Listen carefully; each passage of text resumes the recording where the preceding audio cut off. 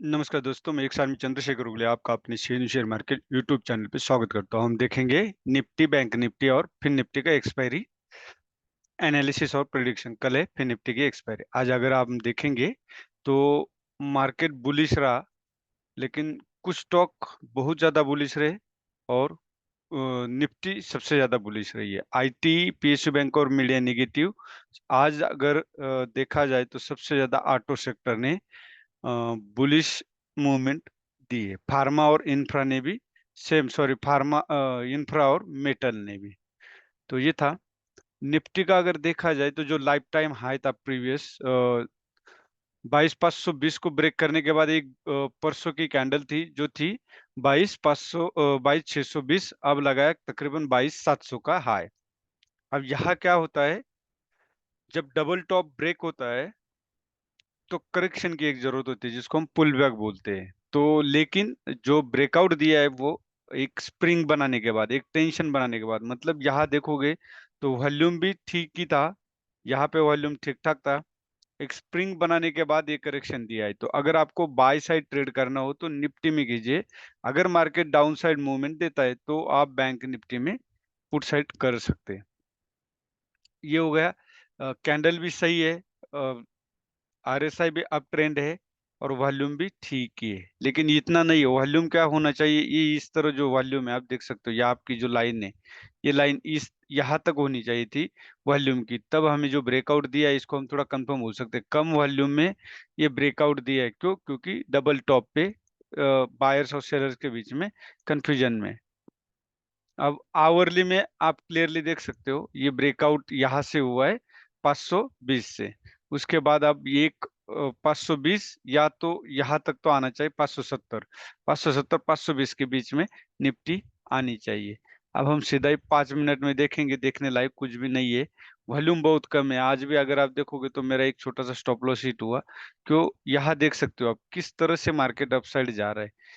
मतलब आधी आधी कैंडल को ही कवर कर रहा है। हाई जो कैंडल जा रही है और लो लगा रही है तो प्रीवियस कैंडल से आधे के हाफ के नीचे ये लो लगा रहा है। तो इस तरह कैंडल्स आप देख सकते हो किस तरह से मार्केट अपसाइड। इस तरह मूवमेंट चाहिए, एक कंसोलिडेशन, फिर मूवमेंट, फिर कंसोलिडेशन। लेकिन इस तरह का मिल नहीं रहा। मार्केट इस तरह जा रहा है जिसमें गामा बहुत कम होता है और आपको ऑप्शन प्रीमियम गल जाते हैं। अब 22,700 के ऊपर बाय, और यहाँ 22,630 क्यों? 22,630 क्यों? क्योंकि यहाँ से बायर्स एक्टिव है। अगर ये ब्रेक होता है तो समझ लो सेलर्स एक्टिव हो जाएंगे, क्योंकि डबल टॉप पे। अब बैंक निफ्टी में डोजी कैंडल है, वही same open is equal to close, मतलब बायर और सेलर्स के बीच में लड़ाई। जो प्रीवियस था 48,650, अब लगा है 48,720 का। अब डबल टॉप कैंडल बिल्कुल आप देख सकते हो। और आरएसआई जो है वो पॉजिटिव है, 70 के आसपास है आरएसआई। आवरली में हम देखेंगे, आवरली में आप यहाँ देख सकते हो 48,720 और 48,500 का जो लो लगा हुआ है, यहाँ देख सकते हो एक इंगल्फ कैंडल बन चुकी है। आवरली में आपको ये मैं बताना चाहूंगा कि यहाँ एक इंगल्फ कैंडल बन चुकी है। तो ये अगर लो ब्रेक होता है 48,500 तो हम बैंक निफ्टी में पुट साइड ट्रेड करेंगे। या कोई बाय और सेल का रिकमेंडेशन नहीं है, ओनली आपके एजुकेशन पर्पज से। तो आप एजुकेशन पे ध्यान दीजिए कि हमने किस तरह से ट्रेड करना है, तभी आप जाके ट्रेडर बन सकते हो। यहाँ पे दिख रहा है आपको, जब यहाँ से सेलर्स एक्टिव हुए थे तो यहाँ से दोबारा 22,500 से बायर्स एक्टिव हुए, तो ये एक साइकोलॉजिकल सपोर्ट भी है। तो 22,500 अगर ब्रेक होता है तो आप डाउन साइड ट्रेड कर सकते हैं। वो भी कब यहाँ पे भी एक देख सकते हो 48,400। फिर नेक्स्ट आपको सीधा ही मिलेगा, वो मिलेगा 48,200 के आसपास। तो ये है। वॉल्यूम आप देख सकते हो, वॉल्यूम बहुत कम है। आरएसआई बिल्कुल फ्लैट था, एक मूवमेंट इस कैंडल की दी फिर फ्लैट था। तो यहाँ पे ऐसी जगह पे ट्रेड नहीं करना है, अवॉइड करना है। अगर डाउन साइड जाता है तो आप ट्रेड कर सकते हैं, अप साइड में बिल्कुल कम क्वांटिटी में ही ट्रेड कीजिए। अब फिन निफ्टी में सेम कहानी है।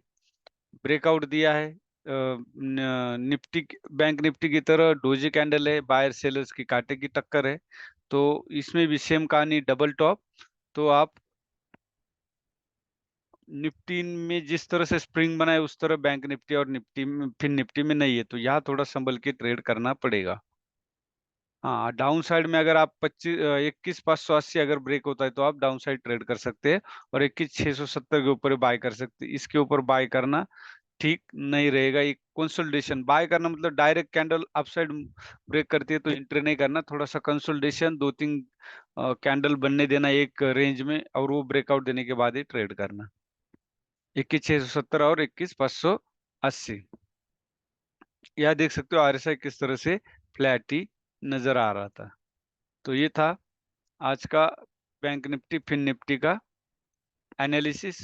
वीडियो अच्छा लगे तो लाइक शेयर, और सॉरी, एक डिस्क्लेमर है, कोई बाय सेल रिकमेंडेशन है, only for education purpose. Buy sell के लिए आप अपने फाइनेंशियल एडवाइजर से कंसल्ट कर लीजिए। धन्यवाद। जय हिंद, जय भारत।